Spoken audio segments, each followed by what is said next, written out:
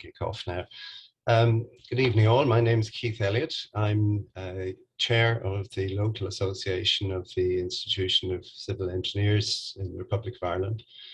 And I'm delighted to be able to present this evening's webinar in conjunction with the Civil Division of Engineers Ireland.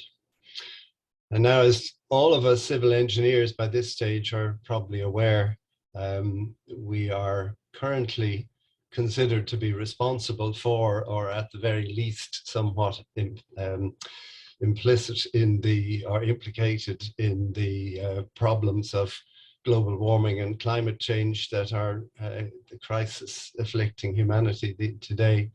But the good news is that civil engineers as a body are probably the best placed group of people to actually do something about it.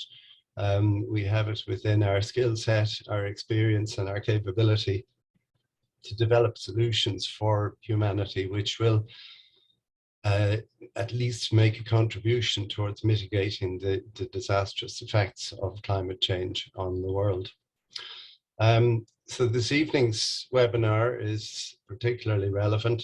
We have a number of speakers speak about the principles and practice of applying mitigating techniques to the design of infrastructure. Our speakers this evening are Michael O'Shea from the Technical University of the Shannon, based in Limerick, who will speak to us on the general principles and applications in structural engineering. Janet Lynch, Senior Engineer, Environmental Engineer from Arup, based in Dublin, will speak to us about the transportation implications. Yvonne Murphy, Senior Water Engineer with Mott MacDonald, based in Cork, will talk to us about what water engineers can do to make a contribution. And last but by no means least, Elliot Neal from the Construction Advisory Group of Jacobs, based in London, will talk to us about how construction can make practical contributions.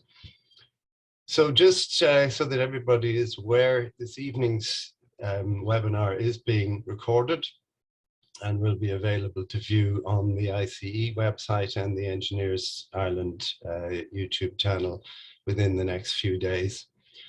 And so without further ado, I will hand over to Michael O'Shea to kick off the proceedings. Michael. Thanks, Keith. Evening all. Great to see healthy numbers out on this, or in, I should say, on this sunny evening. And I suppose it does tell a tale that civil engineers were interested in tackling this problem. I'm just going to share my screen here and get my slides up.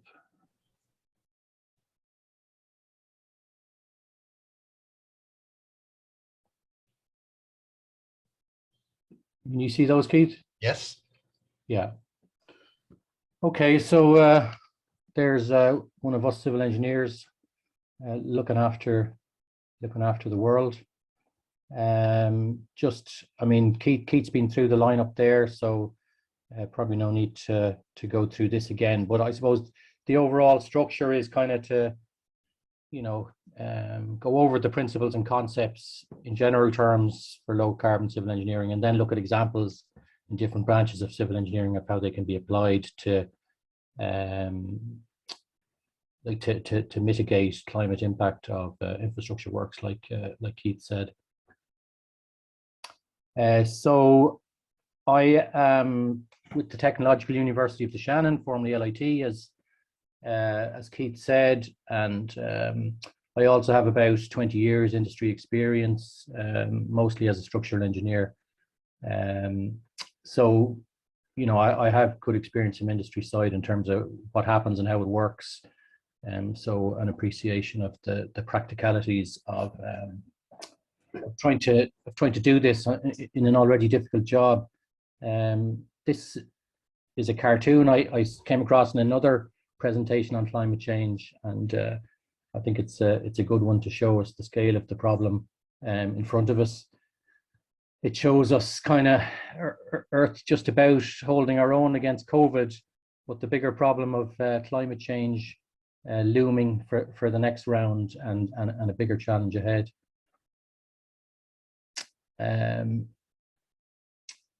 terms of our role in it all, the stats say that almost 40% of all global emissions are due to buildings and construction. So as Keith touched on, you know, we are implicated in the current problem, albeit we were largely, I suppose, unaware of what we were doing.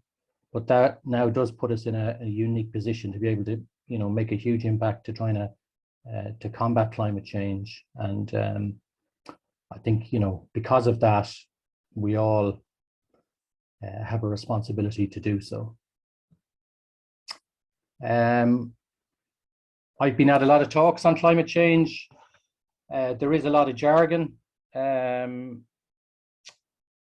Institution of Structural Engineers have got a good publication there, which kind of is like a 2 or 3 page document, which kind of is like your glossary to climate change and civil engineering. So they have a lot of good free resources on their website for climate related issues. So worth having a look, including that one. And we'll try to tackle some of that jargon tonight, but probably won't get through it all. So I don't want to teach people how to suck eggs, but just a reminder, you know, carbon is now the metric to kind of measure the impact we're having on the environment. So what's the problem with carbon?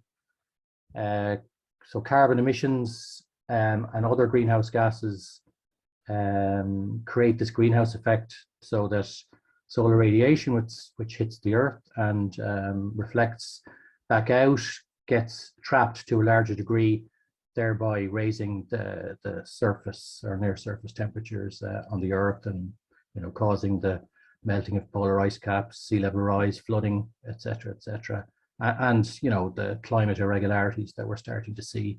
And this chart here just shows, you know, a steady rise in atmospheric carbon dioxide levels over the last 40 years,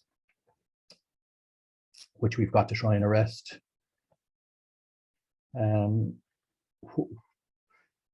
terms of the implications then of this temperature rise, I would say this is compulsory viewing. This is the documentary that David Attenborough narrates and presents, and kind of looks at some of the implications already of global warming, and kind of projects into the future. If we go beyond this 1.5 degree tipping point, you know, what the outcome may be for the Earth. And it's a real eye-opener and a scary thing to look at, you know, particularly if you have kids and think about future generations and the responsibilities that we have.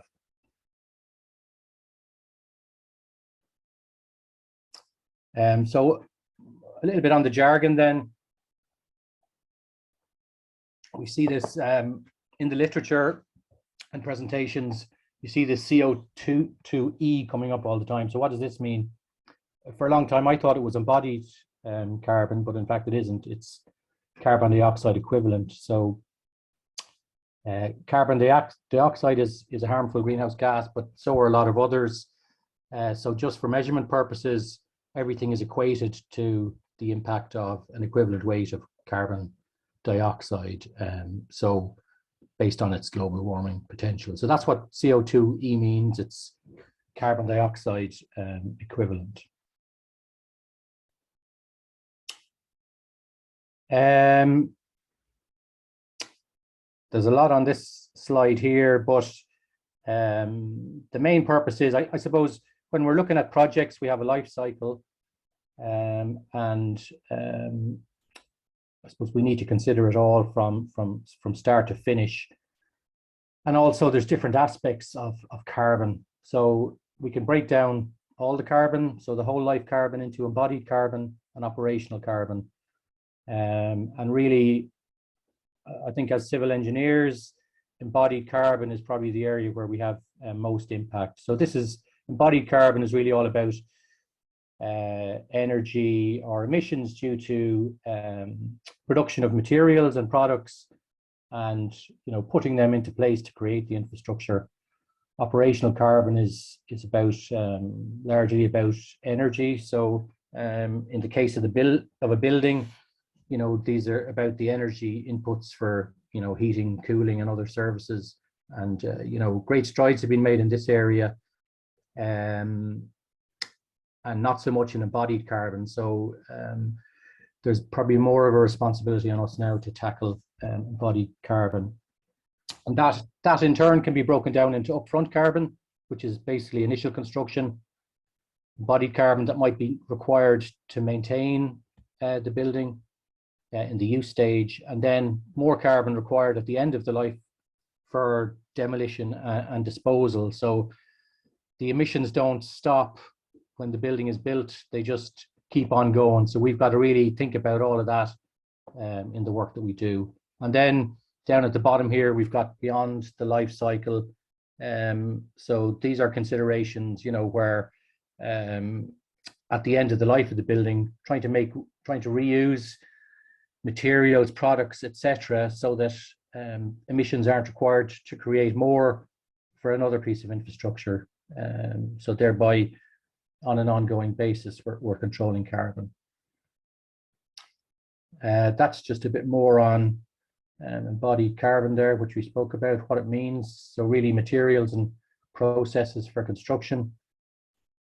In terms of the project life cycle, then this graph here is it's intended to show that our ability to influence the emissions reduces as we go further through the project. So decisions we make at the outset of project, early in the design phase, have the potential to make huge savings in carbon compared to later on in the design stages and construction stages. So these scenarios, like when someone proposes a project, considering, is it really needed? Does it need to be as big as it is? Can we reuse some existing infrastructure? If the answer is yes to some of these, the carbon savings are huge. That's not always going to be the answer. Probably more often than not, it won't be. And then we've got to look at other approaches to how we control carbon, which is what I'll go on to.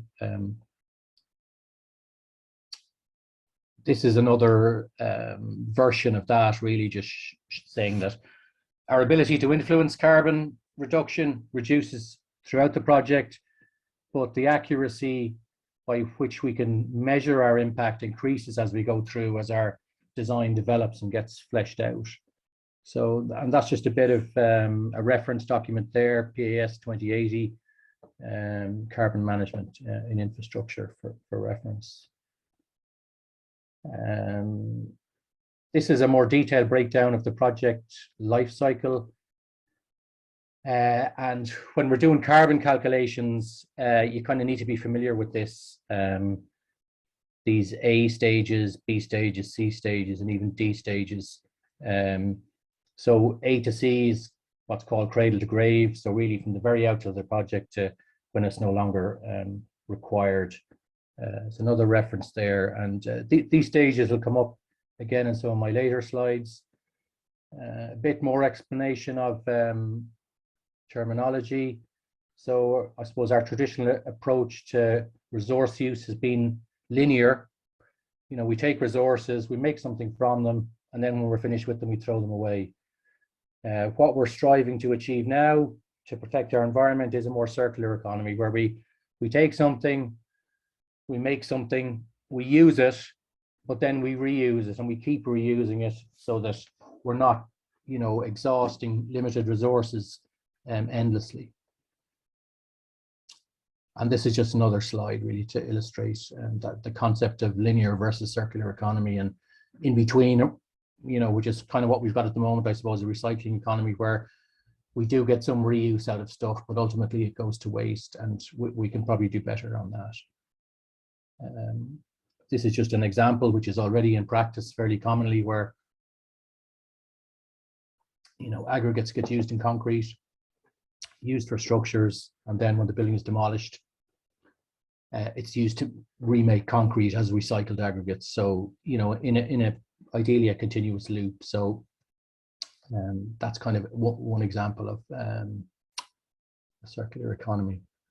So there's that's some of the general terminology, principles, concepts, and some of the background stuff you need to have in mind, I suppose, when you're thinking about carbon change or carbon control of carbon emissions.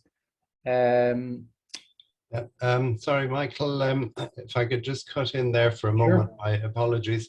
What I meant to say at the beginning was that we hope to have a brief question and answer session at the end.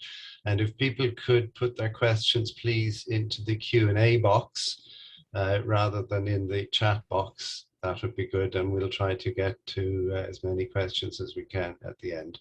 So sorry, I meant to say that at the beginning. Okay, thanks, Keith.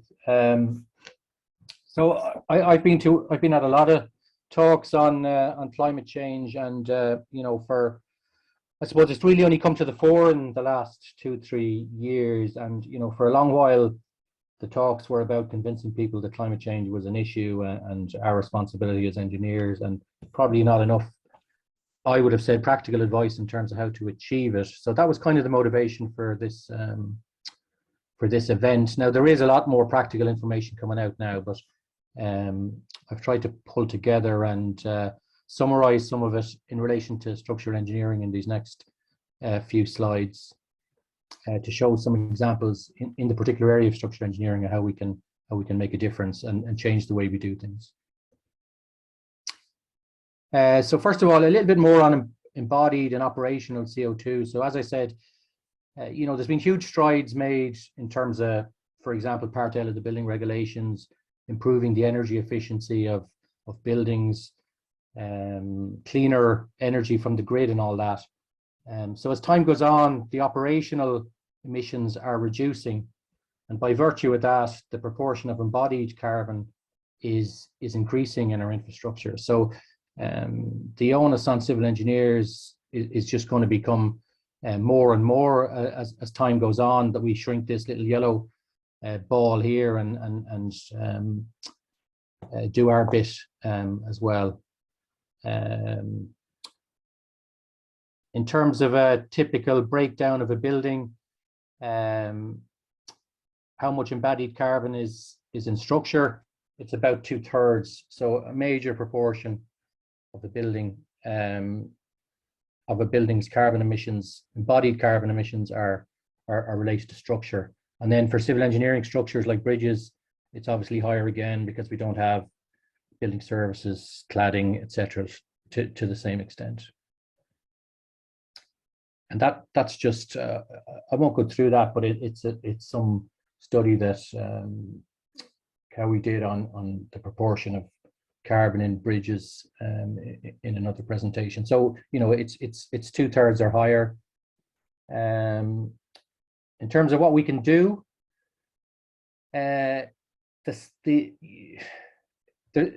we can make an impact orders of magnitude greater as an engineer than we can in our everyday life. So this diagram here kind of shows, you know, if we don't take the flight to New York, we'll save a ton of carbon emissions.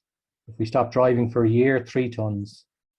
In a year of structural engineering, if we change the way we do things, we have the potential to save 100,000 or 200,000 tons or kilograms of carbon. So you know, there's just no comparison with the amount of impact we can have as engineers compared to in our everyday life. Not that we shouldn't do the things in our everyday life, but it just shows we have a huge responsibility because of the impact we can make. So how do we calculate the impact we're having? So in simple terms, to calculate embodied carbon, we measure how much material we're using, and we multiply it by a carbon factor for that material. And there's some great literature from the Institution of Structural Engineers on this whole process. So just shown there on the left. Again, they're freely downloadable from the iStructE website. So these are some common carbon factors. So the second part of that equation. And so it's not just all about carbon factors. We can see here, in fact, with carbon factors, concrete is quite low. compared to steel and cross-laminated timber, for example, other structural materials. But the quantities and the density of concrete and steel means that in use, these generate much higher emissions than for example, timber structures.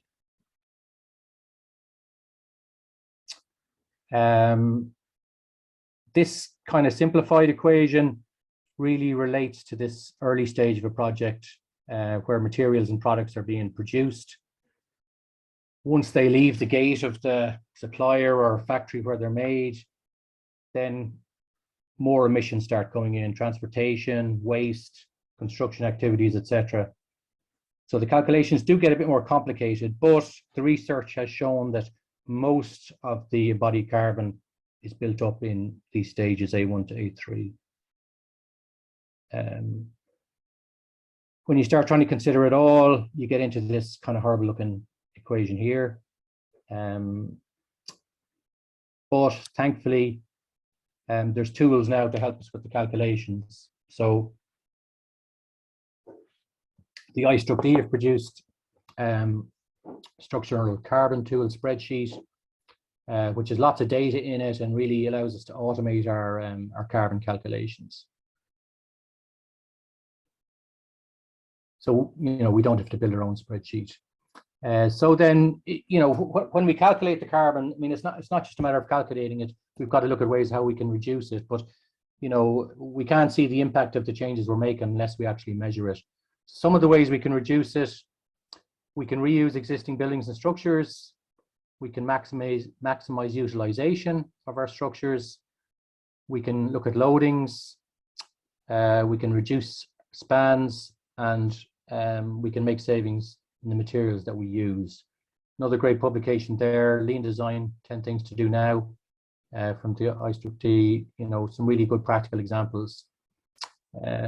This quotes that a study done on steel building structures found that average utilization ratios were below 50%, which is pretty shocking, so now obviously there's time limitations and fee limitations in terms of how many calculations can be done to design a building, but there is a lot of rationalization, and it does lead to these kind of utilizations. So potentially there is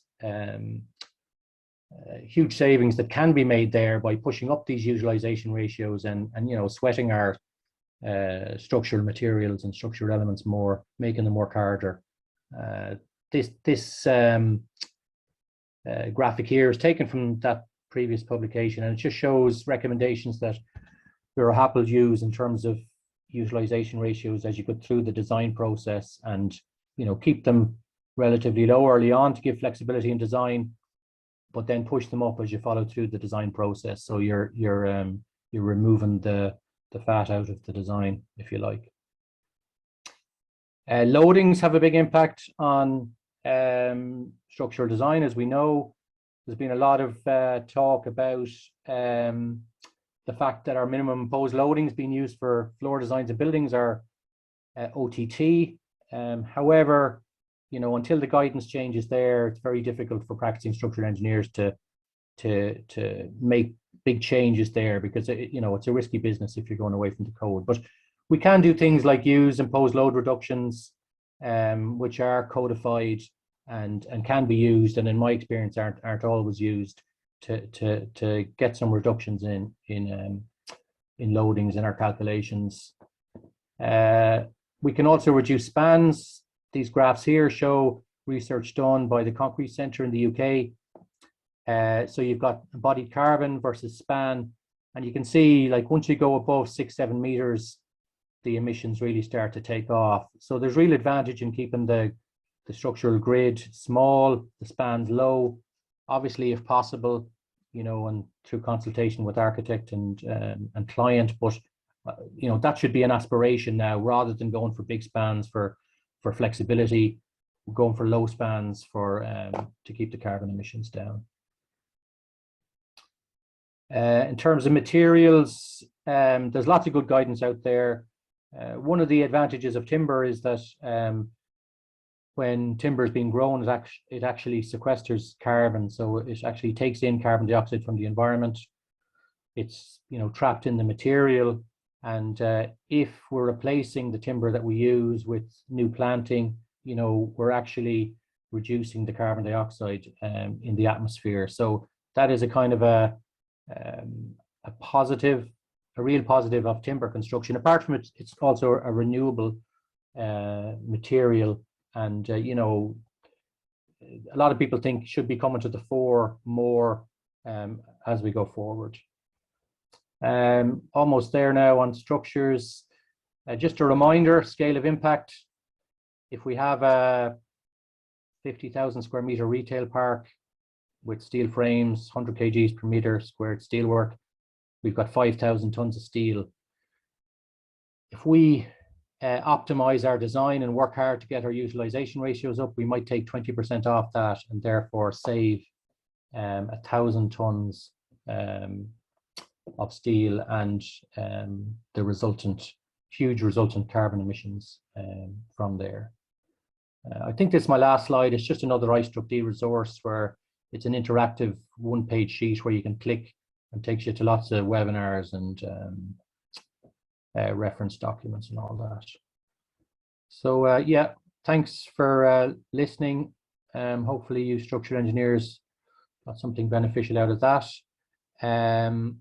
I'll hand you over now to Janet Lynch from Arup, who's going to talk about transportation. So thanks, Michael. Sharing. That was a wonderful presentation. Can you all hear me? So I'm just going to start to, I think you just stop sharing first and then I'll share my slides. Oh yeah. Brilliant. Okay, yeah, just getting there now, hopefully. Okay.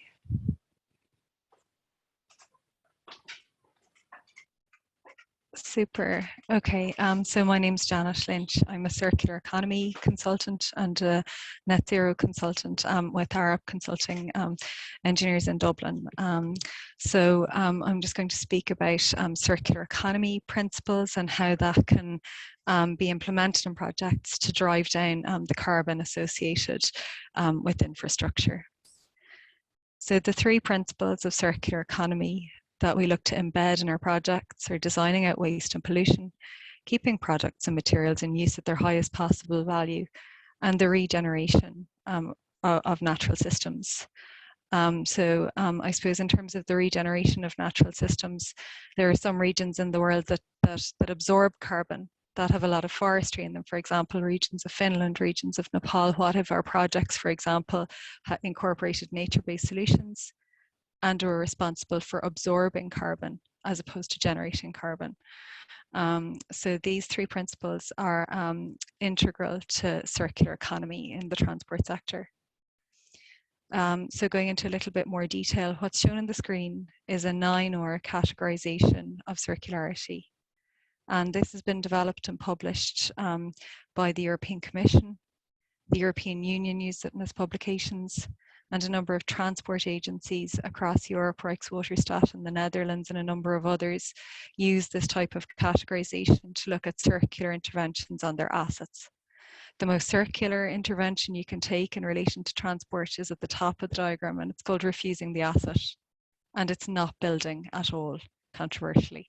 So sometimes engineers don't like that, but I suppose when you think about transport, what does it mean?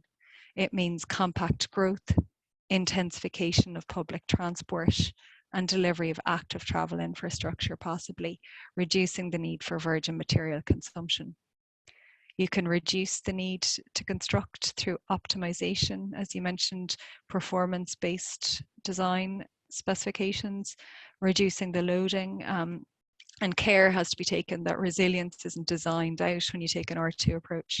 The loops in the center go to keeping assets in use for as long as possible, optimizing, automating your asset management. The least circular approach you can take to assets is recycling or recovering them. It destroys the inherent asset and is a very carbon intensive. When you think about the steel smelting process or the concrete recycling process, these are energy intensive activities. So a three-prong approach to circular economy could be considered. As a material and design strategy, you can look to take a design for deconstruction approach to your asset.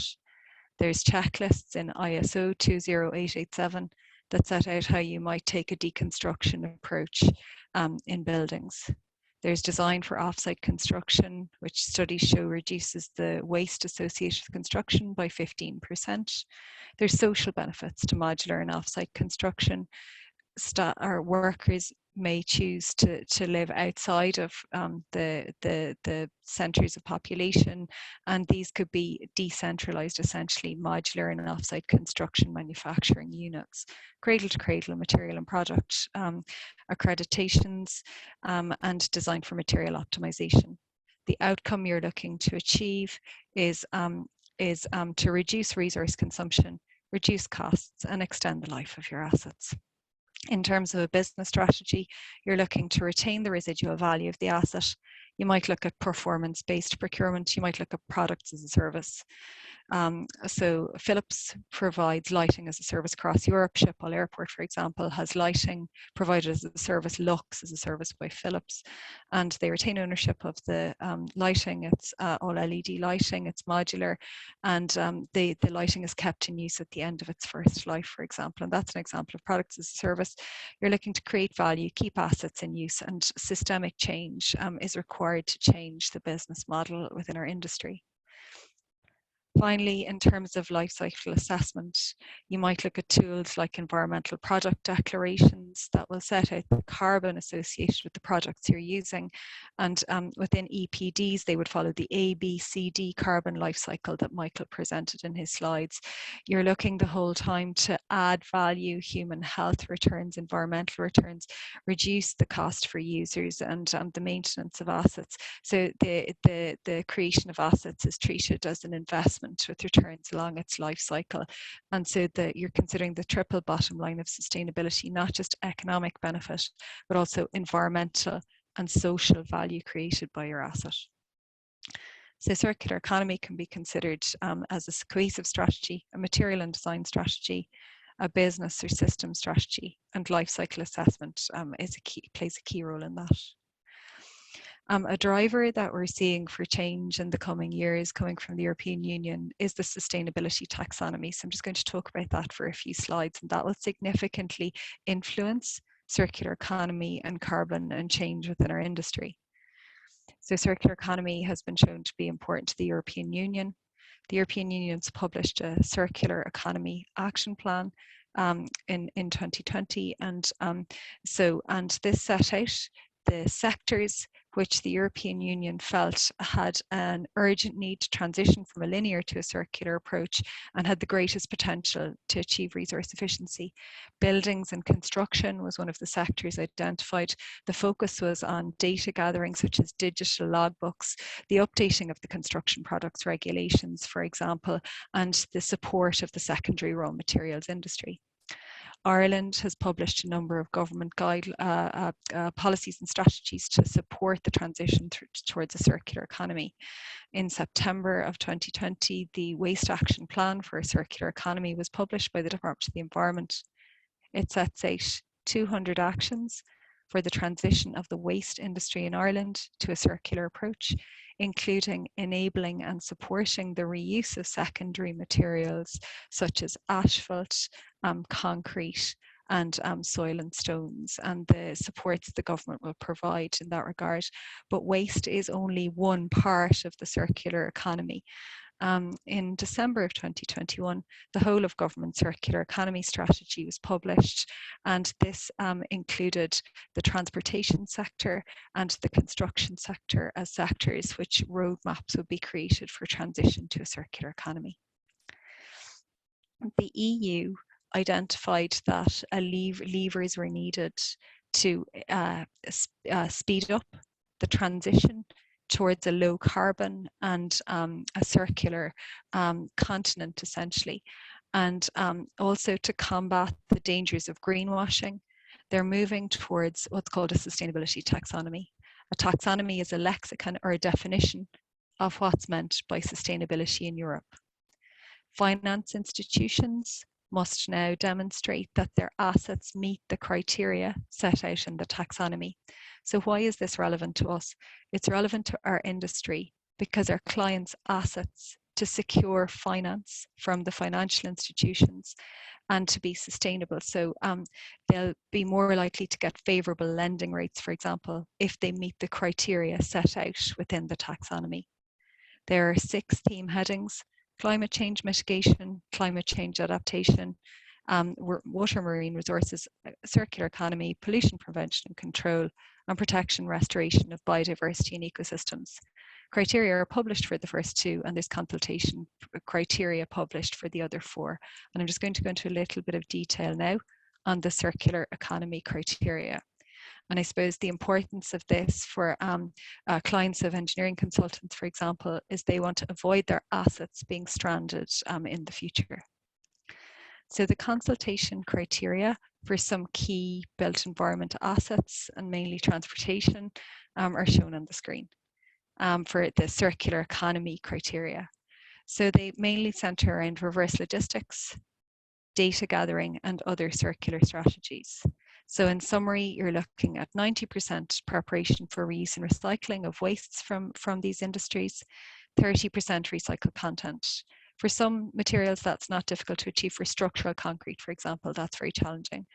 For buildings or stations, in the case of transportation, they must comply with levels, and they must look at implementing design for deconstruction strategies.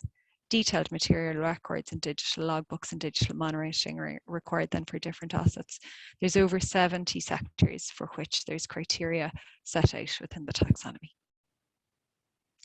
Also in relation to stations or buildings, a key influence coming down from the European Union is the EU levels framework. It sets out 6 sets of indicators for embedding sustainable, circular, low carbon principles into design across the European Union. It's embedded within the circularity criteria of the taxonomy, and the 6 indicators are shown on the screen: greenhouse gas emissions, water resources, resilience, circular material life cycle, healthy and comfortable spaces, and can see the bottom of my screen, optimized life cycle cost and value. So ARAP, in response to policy and the need to make our projects more circular, is working with our built environment partners, the Ellen MacArthur Foundation, and we've developed a circular buildings toolkit. I'm just going to talk a little bit about how we've embedded circular economy and low carbon approaches into ARAP as an organisation.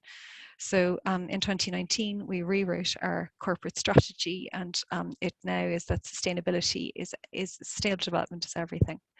We created a sustainability strategy for the firm with 6 pillars, and 2 of these are relevant to this talk, which is transition to a zero carbon economy and adopt circular economy principles.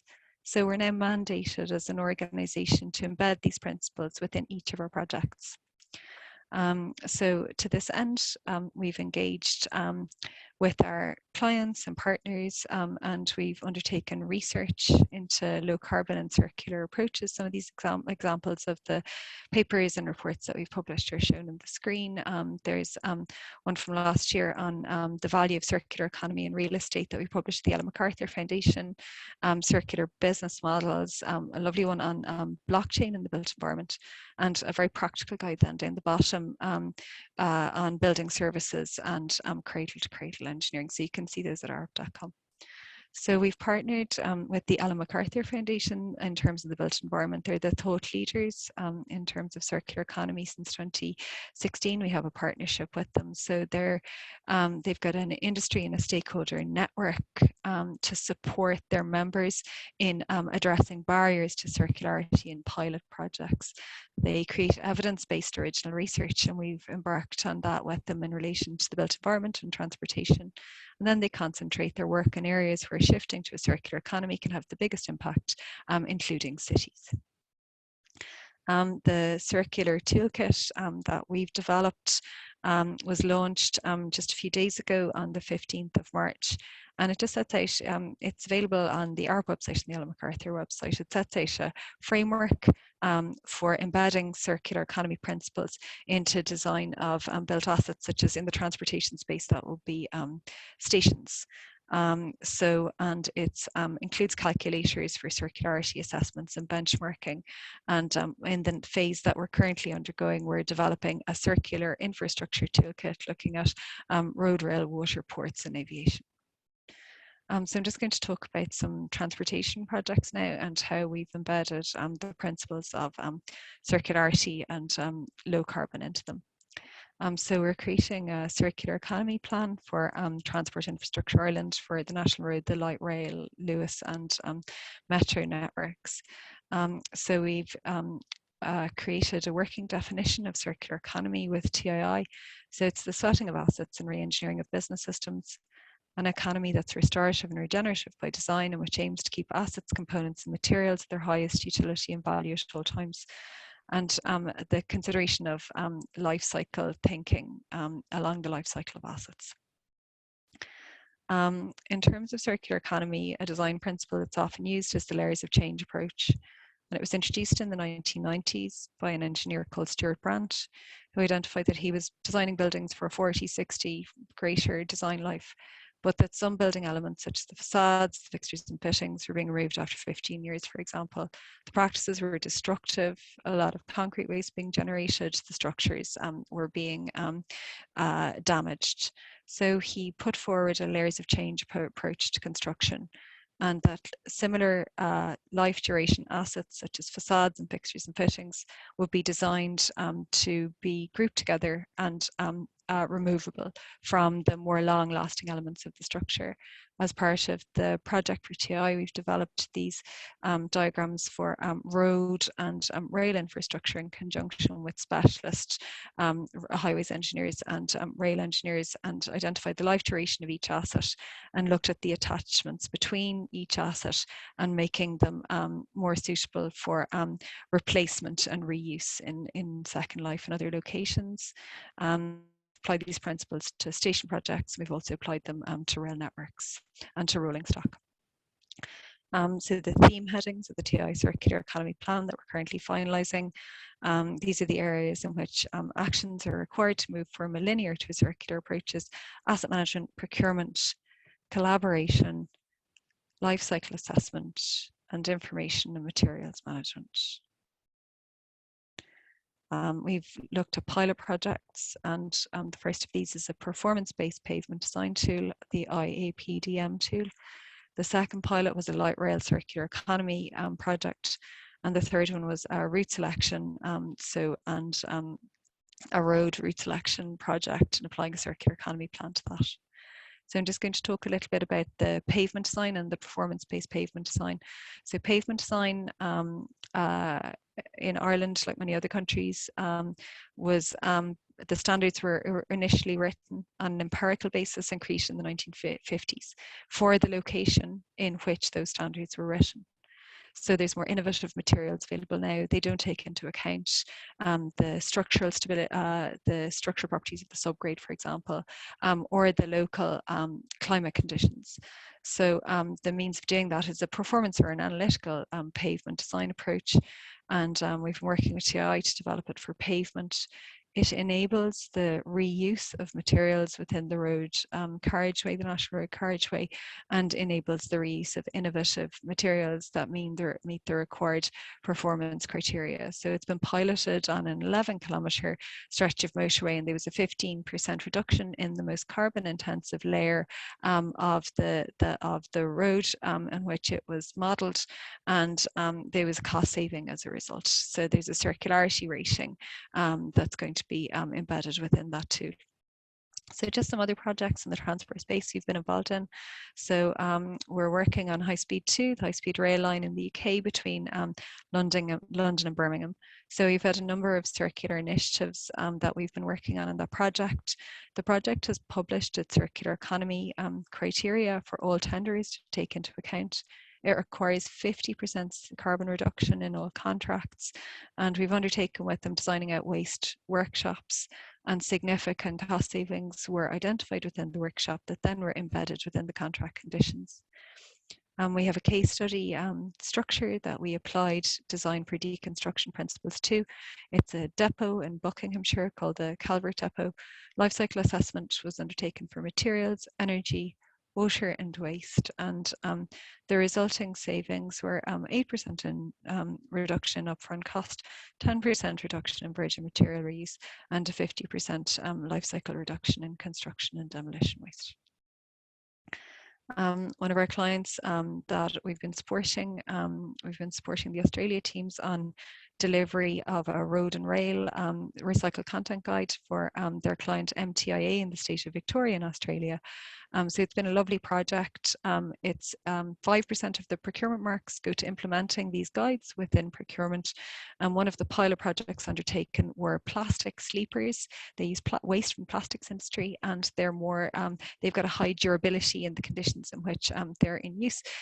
So that's a recycled content and a composite sleepers example of circularity and low carbon approaches. And one that our team in the Netherlands have embarked on is this repurposing of a rail excuse me, a rail building. So it's in the city of Tilburg, and it was a depot, as you can see from the structure there, and it was in disuse.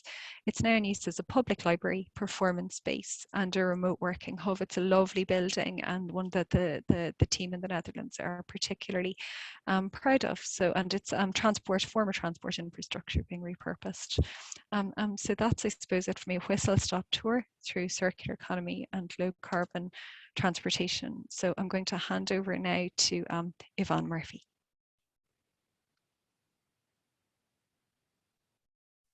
Thanks, Janet. I'll launch straight in just to try and keep us on time. So we have time for questions at the end. So if you can see my screen. Yeah, smiles and nods, that's great. My name is Yvonne Murphy. I'm a principal engineer at Monmouth in Cork. I transferred to Monmouth in Ireland during the pandemic, having spent the previous 11 years in the UK, working for Arup initially, and then Monmouth in Cardiff. I work primarily on flood risk management and wastewater schemes, but the nature of water sector demands flexibility, and it's kept me on my toes with weir removal schemes, fish passage, water deluge mains, and water supply projects thus far. Just last year, Monmouth celebrated 100 years of working to solve the world's water challenges. A milestone we are very proud of, and the challenges facing water professionals are particularly visible in the news, dealing with climate change and the need for us to improve resilience in the wake of extreme weather events. So I said I'd add a comic because Michael had one, so I thought I'd get away with one too. This is just a few I've come across in recent times, blatant plagiarism. But what if it's a big hoax and we create a better world for nothing? You've got the COVID-19 wave, followed by recession, climate change, biodiversity collapse. So there's a lot of challenges ahead of us. And as both Janet and Michael have brought up already, the biggest chance we have of making the biggest impact is at the start of design. So right first time design. And the biggest influence at the start in both a carbon and a cost perspective is thinking outside the box and questioning, are we building the right things or do we need to build them at all? So it's building the projects right as well as building the right projects is another thing I've come across quite a bit. And because the cost of change increases as percentage of project completion increases. So that's that. To mention a few headlines in water, just in the past year, got too much, too little, and poor quality. It's a very busy slide, but pictures paint 1,000 words, starting with flooding. So water shortages, poor water quality impacting on human and environmental health. And there's lots of things challenging us at the moment as water professionals. In the wake of COVID-19, we've all been drilled to wash our hands, and we take it for granted that there will be clean water there available for us to do so. The British Medical Journal published their assessment of the best medical advances made in the past 100 years, and the provision of clean water and sanitation was their #1 improvement. It saves the most lives. It's more important than vaccines, believe it or not, and it's just so basic and influential to human survival, and it's at risk. So fundamentals of the water cycle, forgive me, this is going back to primary school geography, but I just wanted to show you how it's a very carbon intensive process to get clean water to your tap. So this is the traditional water cycle, a cyclical system from evaporation, condensation, clouds, precipitation, rivers. But within it, we've got this system designed by civil engineers that makes water available to you in your home, and takes it away, treats it, and discharges to rivers. And each step here is quite a specific process, and there's carbon in every single step. So how do we minimize that and do the best we can for the environment? Water quality. So when you're discharging wastewater back into a water course or into the sea, you have to consider what is the quality of the effluent that you're going to discharge and what are the impacts of the receiving water body. And there are, of course, a lot of legislations in place to protect water, driven mostly by the Water Framework Directive, written in 2000 by the European Parliament and given powers in Ireland in 2003 under the European Community's Water Policy Regulations. So the WFD demands that we write river basin management plans to set out the measures necessary to protect and improve the quality of our waters. And the goal you'll hear most commonly said in the space is get to good. And what does good mean? So this is a screenshot of how good is defined. So rivers are classed from bad to high status. So high obviously is very little pollution and good quality. But we're trying to get good both ecologically, chemically, and just overall wholesomeness of water. So that's how things are categorized. How does it look in Ireland? So the state of play in Ireland, courtesy of the EPA's annual report, you can get this on the online data viewer, it's all public data. And it's quite interesting to see that unfortunately from 1987 to date, we still are around the 60% mark of water bodies in good and high. Although we've squeezed down on the number of poor water bodies we have in Ireland, we're still finding it really difficult to get to good. There is a long, hard road ahead of us. And the goals in the UK, sorry, I can't go full Irish centric because most of my experience is UK today, but it's interesting to see that in the UK, the goals are similar because despite Brexit, they're still looking to get to good with WFD, but they're a long way behind us still. Only 14% of English rivers are good ecological status. No river achieves good chemical status, and this is a recent report from the UK Parliament's Environmental Audit Committee. And in England as well, when you delve into the stats, wastewater assets are responsible for about 36% of the pollution load in rivers, but 64% that means comes from other places.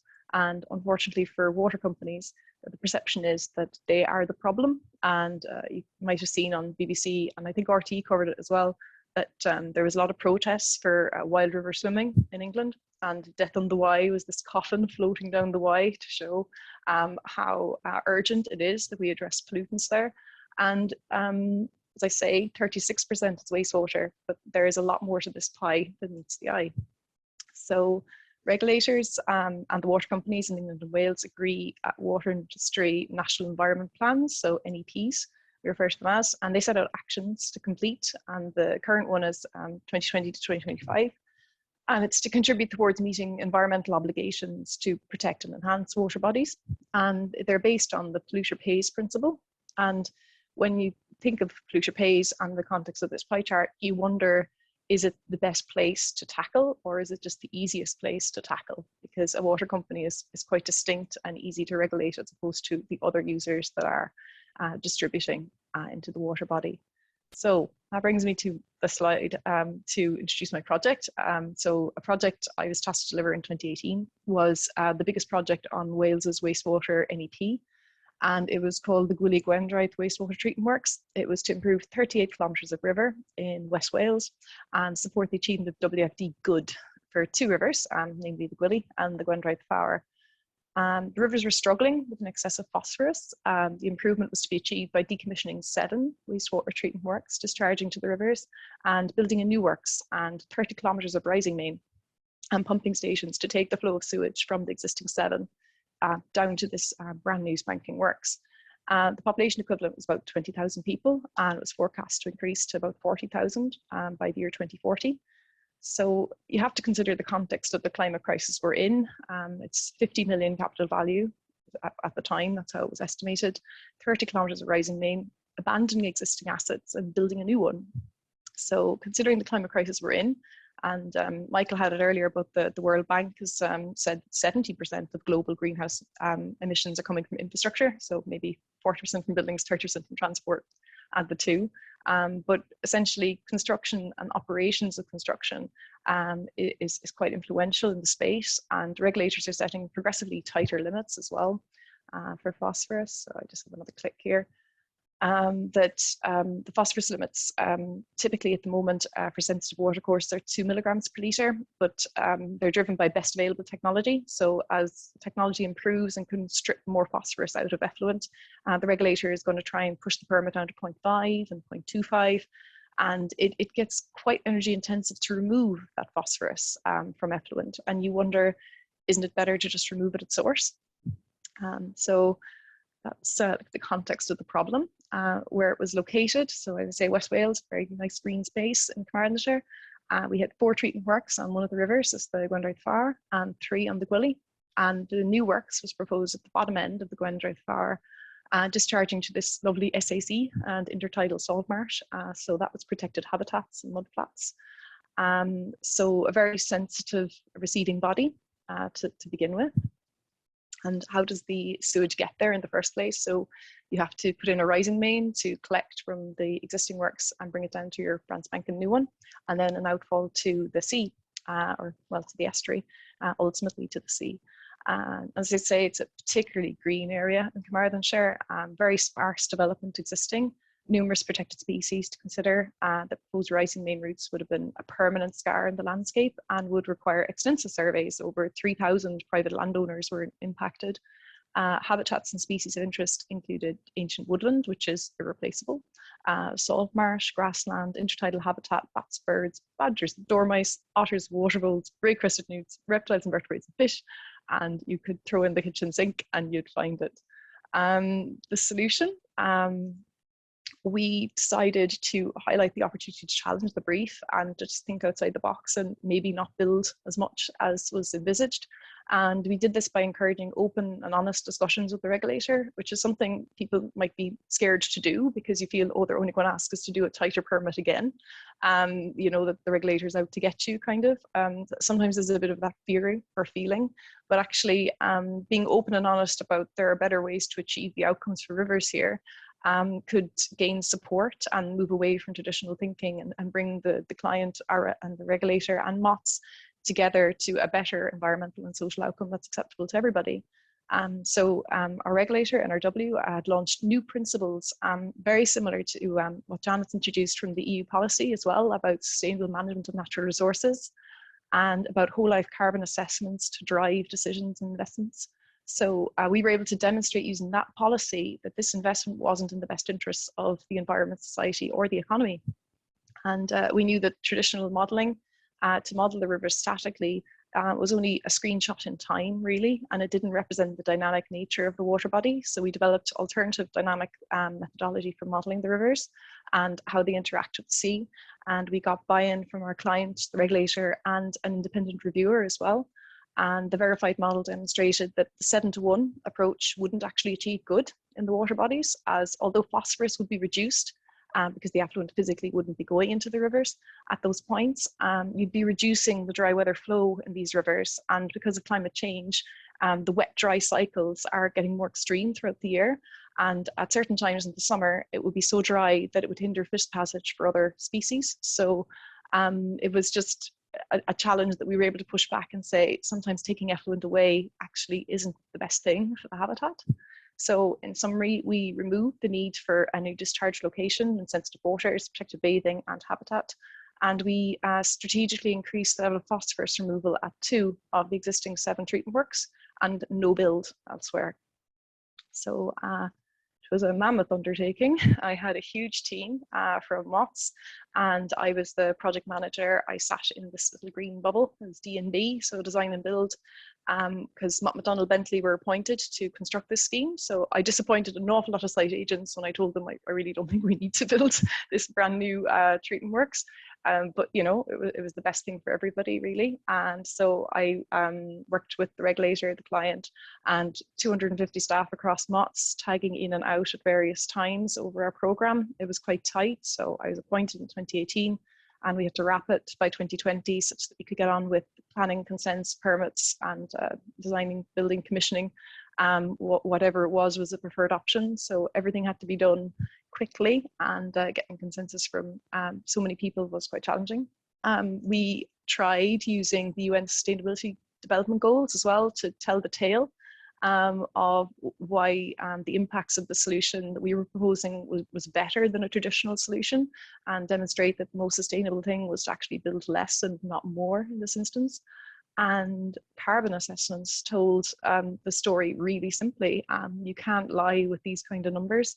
The urgent solution was 100,000 tons of CO2 equivalent more than our proposed approach. So that's the original A. Our proposal was C. And the middle ground, which was to just tighten all of the permits, actually didn't help as much for getting river water quality either in the space it needed to be. So our proposal kept effluent discharging to an adequate quality standard such that the rivers could get to good or excellent. And it was the better outcome with significantly less carbon. And so in summary, the outcome was a holistic solution, maximize the benefit to the wider environment. It greatly improved social outcomes. We didn't impact on 3,000 private landowners. Well, we did for a little while, in that we did it to inform our desktop studies in ecology and habitat, but we were able to go back to them and say, we don't want to dig through your land. We're not doing a rising main. So they were quite relieved about that. We had re-benchmarked how much it was going to cost. So the 50 million was inaccurate. It was actually closer to 80. And in fact, the solution we came up with the strategic improvements was 20 million. So we saved 60 versus what the original proposal would have cost. We eliminated the need for 30 kilometers of rising main, as I say, and saved 100,000 tons of CO2. But I think the best success that we had here really was demonstrating that the traditional solution of tightening phosphorus limits is not always the best environmental outcome. And we delivered the UN Sustainability Goals I touched upon. We were the first to win the Excellence Award in 2020, so that was an outstanding contribution that our client recognised. Building this open, honest dialogue with the regulator was a really good contribution to their business plan. And because of the pandemic, we couldn't collect the trophy in person. So the home dog is our mascot with our trophy. And I was really pleased as well that we were nominated for Colleagues' Choice. So it was the best project in Mott MacDonald's for global collaboration, because we had offices from India, UK, all across Europe, delving in and out with their different areas of expertise. So that was a really nice outcome for us to get that recognition. We were the first scheme to test the Sustainable Management of Natural Resources Principles with NRW, and we were the first scheme to bring NRW collaboratively into the risk and value session. So bringing them on the journey from the get-go to resolving the solution.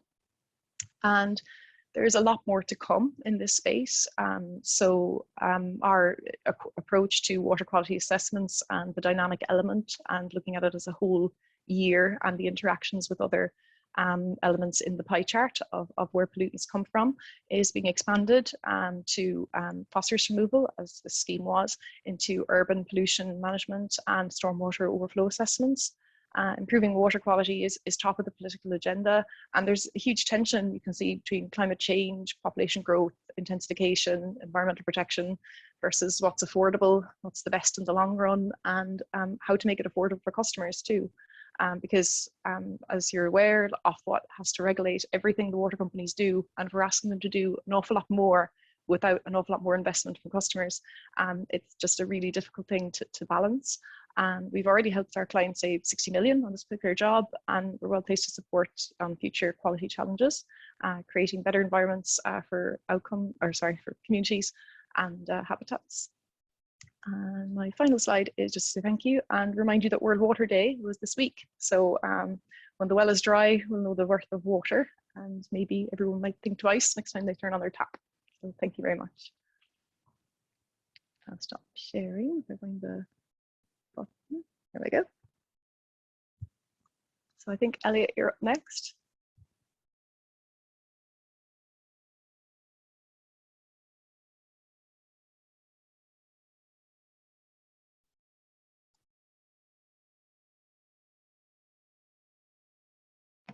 Bear with me, it always helps when I get myself off mute. Thank you for handing over, and thank you for the presentation this evening. I am just going to share my screen.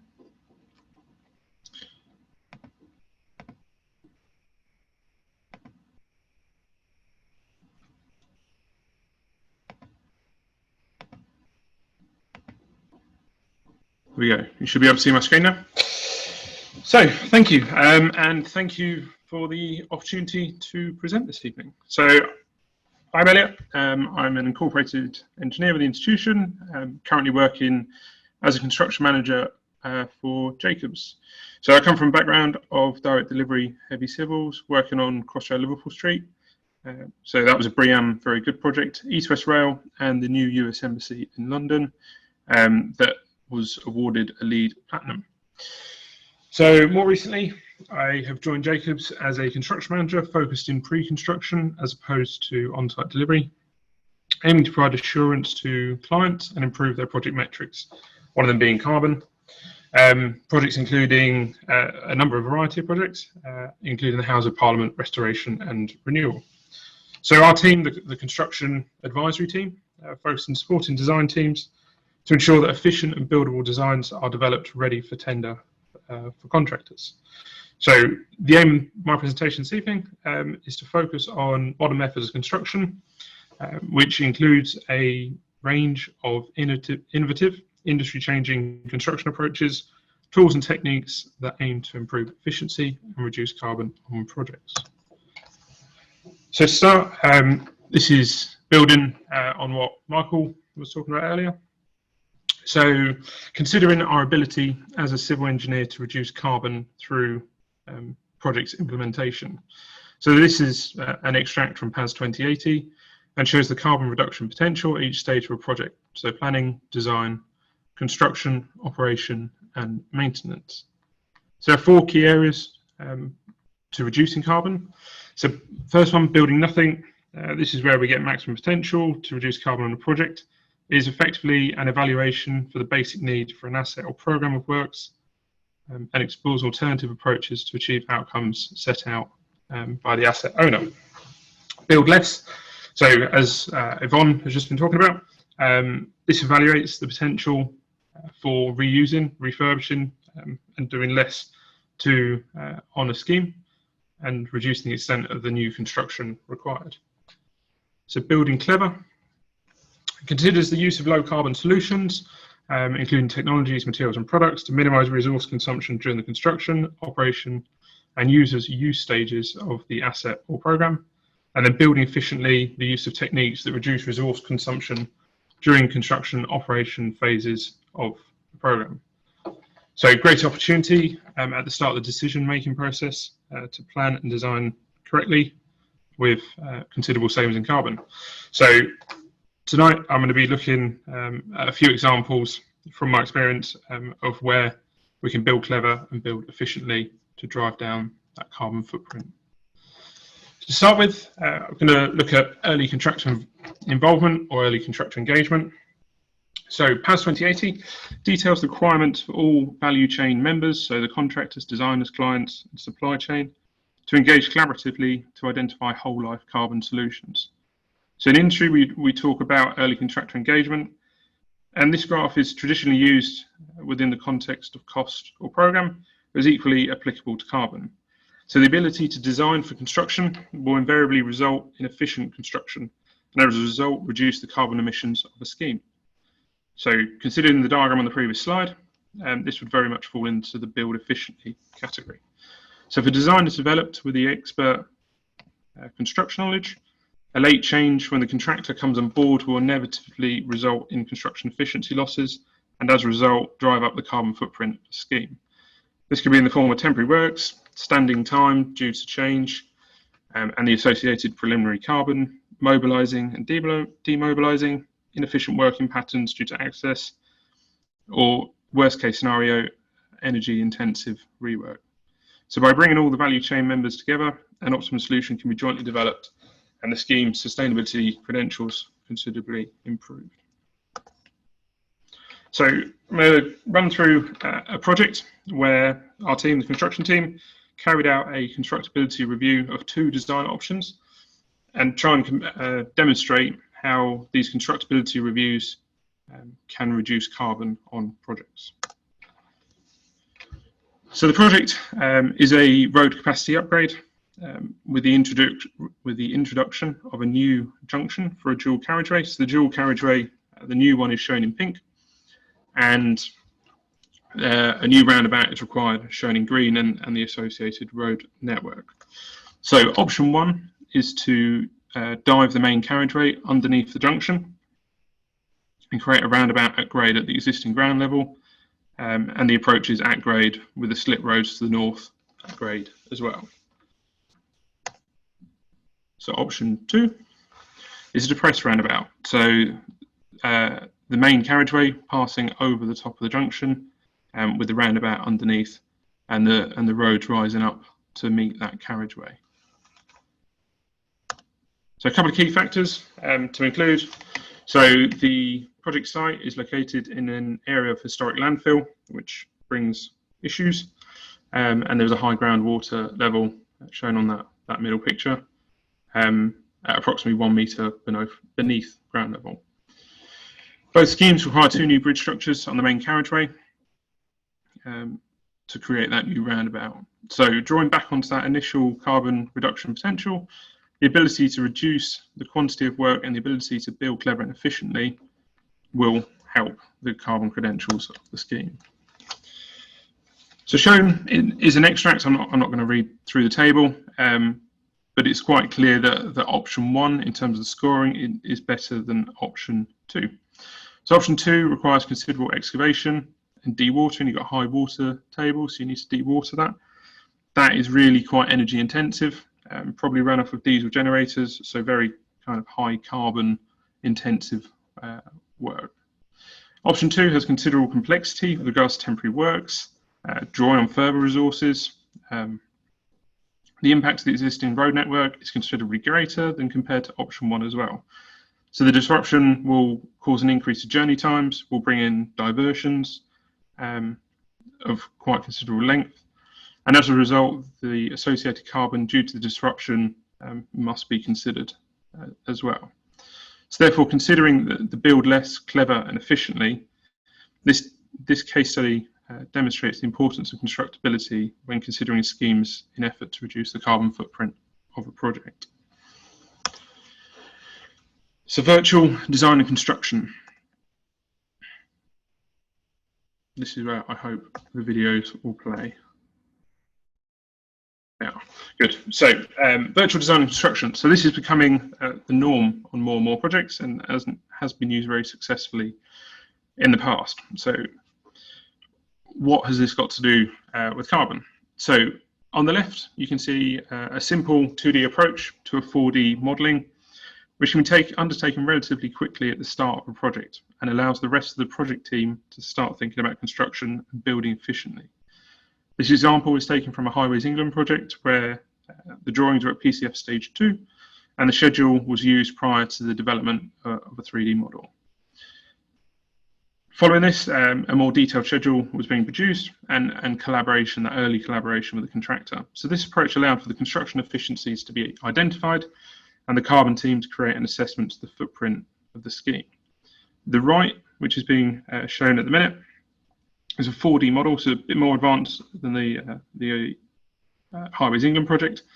But it's of a metro station where the client asked for a virtual rehearsal of the scheme to ensure that all construction risk items had been identified prior to mobilising a contractor to site. So the addition of plant and temporary works to the model allowed the team to understand the spatial constraints of the site and ultimately change the construction methodology away from a mobile crane to a tower crane. So the ability to identify risk and then change that construction methodology to be efficient, reduce the amount of downtime to the railway, and also allowed the contractor to deliver quicker and more efficiently, and in turn reduce the carbon. So these digital rehearsals allow for an off-site assessment of the constructability and identify the project risks with regards to delivery, ensuring efficient implementation, falling within the build clever and build efficient categories. So DFMA. So this is the final area I'm going to talk about this evening. So a DFMA approach redefines the traditional phases or methods of project delivery and is an ethos that needs to be ingrained from the start. This means agreeing and locking down the design phase much earlier to allow the manufacturing, assembly, testing, commissioning phases to be compressed and run in parallel rather than one long linear sequence. DFMA can help achieve a step change on each of these aspects by designing out waste at every stage of the project lifecycle, embedding best practice on energy and resource uses, extending asset life through ease of maintenance and flexibility, and incorporate deconstruction of elements as opposed to demolition. So very much building on what Janet was referring to earlier. So allowing for the reuse of elements as opposed to energy intensive, disruptive, and potentially wasteful demolition practices. So some tend to assume that DFMA only considers precast concrete units, but the application is much wider. It can include modular MEP units, facade panels, volumetric units, or pods that are assembled to create a fully fitted out structure. So beneath at the bottom is a banner and the metrics that Laing O'Rourke strive for on their projects. So they aim for 70% DFMA, 60% labour reduction as a result, and a 30% time saving. These all inherently have considerable savings with regards to carbon, reducing labour resources, reduces the number of site journeys, reducing the required welfare, which is often run off of diesel generators. Reducing the time equally provides savings with regards to carbon as the duration of the required machinery is reduced. So here is some independent research with regards to the benefits of a DFMA approach. So 70% fewer transport loads. So on site, you would traditionally have to bring the formwork, the steel, the concrete, the machinery. Moving to DFMA, you're receiving a manufactured product that you essentially lift into place. There is still the requirement for some formwork and obviously some machinery, but that requirement is that much lower. 67% less energy required in comparison to a traditional construction approach. This is because the elements are constructed in a factory environment. So shown here is a typical precast manufacturing facility. It is near fully automated and is very much driven around efficiency in construction. And then 90% reduction in on-site waste. So part loads of concrete is no longer a thing, and concrete waste is considerably minimised. When I was contracting a few years ago, our annual review was about the percentage of concrete waste that we had. We had to aim for 1%. By moving all that off the site, you considerably reduce that waste. Timber's reduced, there's no need for timber shutters. The box house, which would normally end up in the skip, isn't required. This is moved into a factory process and is designed out through reusable methods. And then finally, 50% reduction in overall waste to 1.8%. Construction industry typically operates at 3%. The DFMA approach near halves that. Therefore, the need to manufacture materials for them to only end up in a skip, or worst case in a landfill, is that much reduced. So here's an example. It was about this time last year where I delivered with a team a bridge structure at East West Rail, so a new link between Oxford and Cambridge. So this system is referred to as the shell abutment system, manufactured by Laing O'Rourke. So the units are lifted up into position over starter bars from the pile caps, and the void infilled with concrete. This provided the ability to deliver infrastructure at a considerable pace, with each abutment taking about 1.5 days to construct. So both sides of the structure built in a week. The delivery team was considerably reduced compared to traditional construction and relied on simple lifting operations to install the units on site. An added advantage is the recent introduction of electric crawler cranes, supporting the move away from fossil fuel machinery. So this DFMA approach negated the need for energy and labour-intensive traditional methods, so scaffolding, formwork, and it also allowed for a reduction in spatial requirements. So we're working in the bottom of the cutting. We didn't need as much space, so we didn't have to dig out as much of the embankment. So supporting the build less and efficiency, building less and building efficiently, and overall improving the carbon credentials of the scheme. So this is the structure completed with the beams on top. And what I wanted to try and draw from this photo was the ability to allow the site to work efficiently.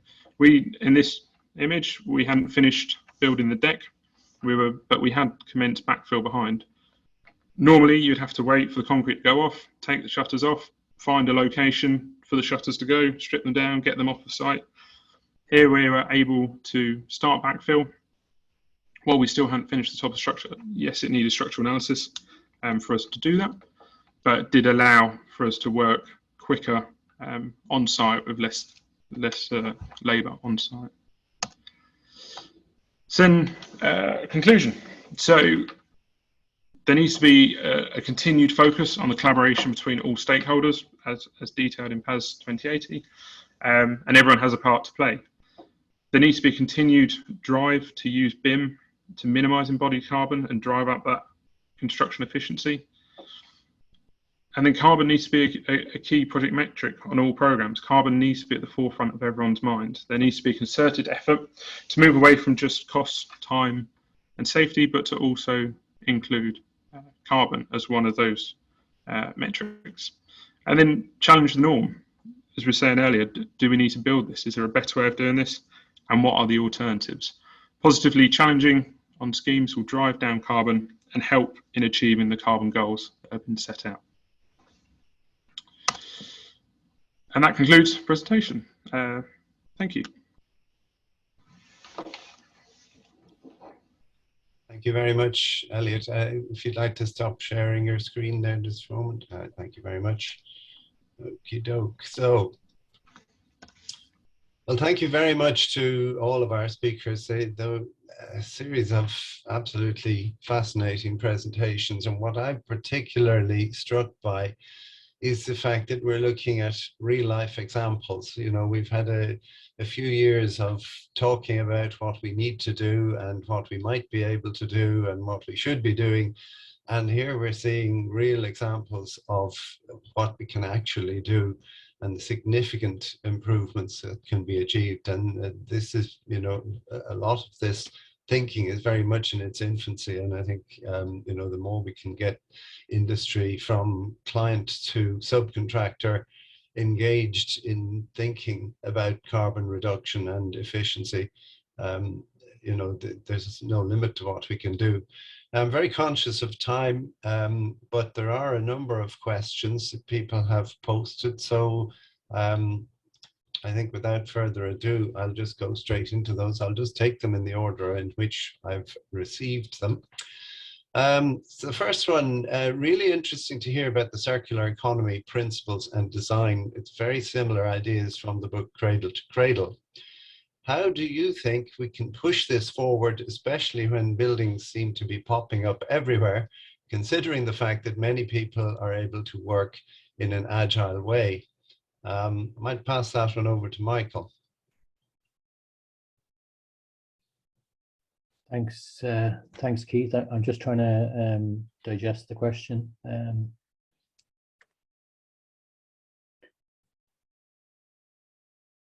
Yeah, you know, I suppose, yeah, buildings are popping up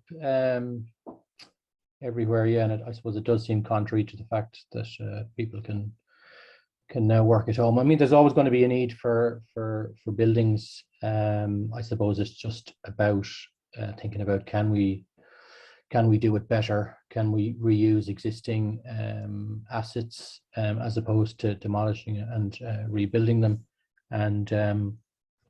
And I suppose also, you know, allowing carbon reduction to be a driver for that. Like, I suppose, you know, I was involved in projects when I worked in the UK where existing buildings were bought by retail clients in city centres and were, you know, extensively refurbished and put back into use. Now, the main driver for them was they wanted to get a return on their investment quickly, so it was going to be quicker to do that than to demolish and rebuild. So there's carbon benefits there, but which is great. But I suppose for me, we've got to go further than that. You know, we can't pat ourselves on the back for incidental carbon reductions. We've got to go further than that and push ourselves harder to really make a difference. I don't know if that fully answers the question. But. Thank you. So next question, how soon in the life cycle should we think about building efficiently, or should we just leave it to the contractor, quote unquote? I'd ask Elliot to respond to that one. Yeah, sure. So leaving to the contractor is something we regularly get in my team. I think construction needs to be assessed right from the start. I'm involved in a network rail project, a new bridge scheme that's going in, and there were 3 design options. One of the design options was completely unbuildable, and we were putting that towards a client. So how much effort we're going to go to, if that gets chosen, we're going to give that to a contractor. What's the fallout from that? Are they going to have a go, or are we going to go down the lines of quite excessive temporary works, quite excessive carbon intensive construction processes? So to answer the question, I believe that construction needs to be assessed right from the start to get that most efficient scheme. I believe so, and I think that you know, the move towards early contractor involvement is really important as well. I think there's a traditional view that you don't get the contractor involved until you're ready to build, but time and again, I've seen evidence that, you know, contractors coming on board at an early stage can radically influence the design and produce a far more efficient and more buildable design. Next one then is, yes, this is quite a good one. If you're old enough to attend a university in the 80s and 90s, it seems to me that if you substitute the word cost for carbon, a lot of the principles proposed to address the current problems are very similar. So if it didn't work then, i.e. construction costs have only ever increased, why will it work now when it comes to carbon? Anybody like to answer that one? Janet. Yeah, I can take that. And it's, I think, a comment that's often made by the more senior members of our design team, that the frugality towards materials they might have seen earlier in their careers, I suppose they saw fall off when society became increasingly consumerist in the 1980s, for example. And that was really the zenith of the consumerist society, and economic growth was strongly linked to resource consumption and carbon emissions. So I suppose the BIM standards that we're looking at moving towards now enable the data that we need as an industry to take a full life cycle approach to our assets. So I suppose technology has changed in terms of data gathering, and in terms of optimizing our structures is one thing I suppose that's a game changer.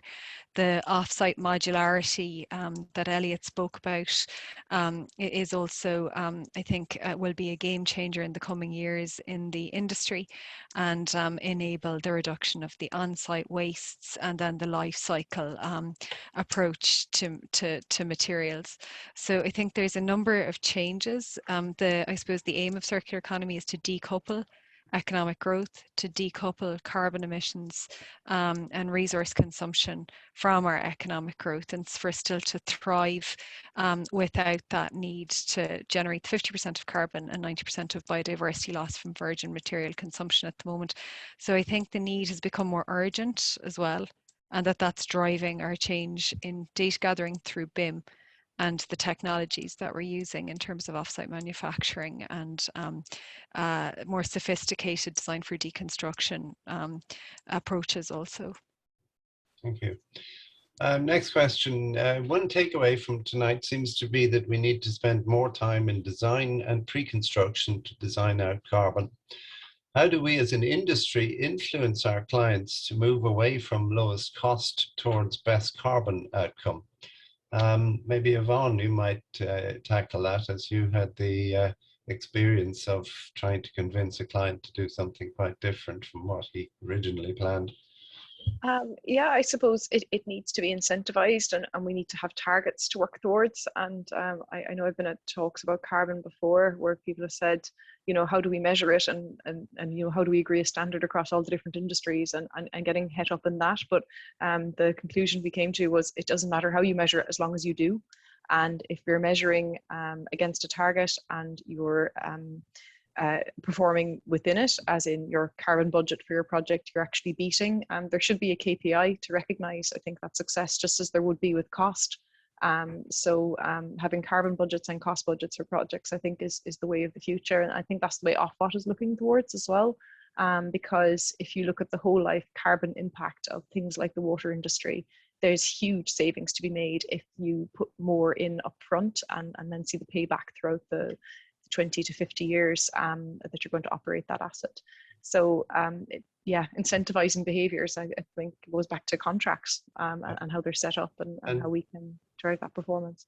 Also, I think a lot of it is driven by official policies as well. So, for example, Transport Infrastructure Ireland are really very much in the forefront in terms of driving carbon assessments on all of their projects, and basically nothing gets built unless that has been done and has been proven satisfactory.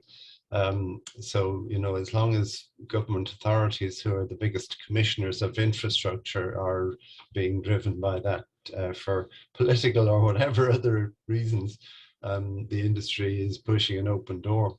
Yeah. Can I just add there? I mean, I think the questions talked about moving away from lowest cost solution to lowest carbon solution, but I think in many cases they're the same solution. You know, it's not like that it's going to, say in Yvonne's case, there was a huge financial saving and a huge carbon saving, and I think they do go hand in hand. And I think when the question comes up about how to convince clients to go low carbon, if they're not convinced, I think the fact that they will save money can be a persuader. I think the downside for civil engineers is sometimes it then involves more work for them, and whether the client is willing to pay for that and take the bigger savings. Yeah. Okay, next one, taking Elliot's point about performance reviews and concrete waste, should we as an industry start measuring individuals' job performance against how much carbon we reduce? I think my view on that would be that, you know, it will become a fundamental part of the ethical obligation of a civil engineer to be working towards reduction of carbon and sustainable infrastructure. So I'm not sure how helpful it would be to pressurize people by putting it as part of individual performance reviews, but it's certainly something that I think should come up in conversation as between you know, management and personnel, when you're talking about why are we here, what are we aiming to do, and probably incentivizing people by you know, reward schemes or whatever. But I'm not sure about making it a compulsory thing. Next one, will the presentations be available online? Yes, in fact, the whole webinar has been recorded and will be made available on the relevant event page of the ICE website and on the Engineers Ireland YouTube channel within the next few days. Right, we're conscious of time, but we still have quite a few attendees, so there's a couple more points. Elliot, great presentation, thank you very much. Has the commercial performance of the DFMA approach improved, or is it still in a trial and error phase? I recall reading about heavy losses incurred by Lang O'Rourke on a DFMA project a few years ago.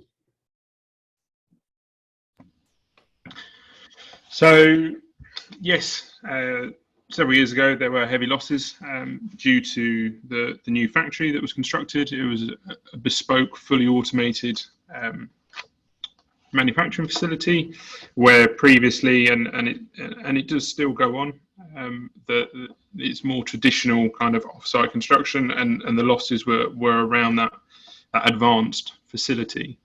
Now those issues have been ironed out, and it has been demonstrated within the industry that 70-60-30 approach does work, and that reduction in time on site is providing considerable savings to the client.